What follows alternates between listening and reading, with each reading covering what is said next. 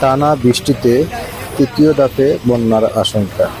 প্রিয় দর্শক, আসসালামু আলাইকুম। আমি এই মুহূর্তে অবস্থান করছি সিলেট নগরীর ৩৯ নং ওয়ার্ড টুকের বাজার এলাকায়। আপনারা একটু সতর্কতা অবলম্বন করবেন, যেহেতু বৃষ্টি হলেই সুরমা নদীর পানি বেড়ে যায়, তাই বাজারে পানি প্রবেশ করে। আমি টুকের বাজার ব্যবসায়ী ভাইদের প্রতি অনুরোধ করছি, আপনাদের দোকানের থাকা মালামালগুলো যেগুলো আপনারা নিচের দিকে রেখেছেন, সেগুলো দয়া করে আপনারা একটু উপরের দিকে উঠিয়ে রাখবেন। বলা তো যায় না, যদি রাতের ভিতরে যদি পানিটা বেড়ে যায় তাহলে হয়তো আপনাদের ক্ষতি হতে পারে। তাই আপনারা নিরাপদে থাকুন, ভালো থাকুন, এই আশা প্রত্যাশা নিয়ে বিদায় নিচ্ছে। আল্লাহ হাফিজ।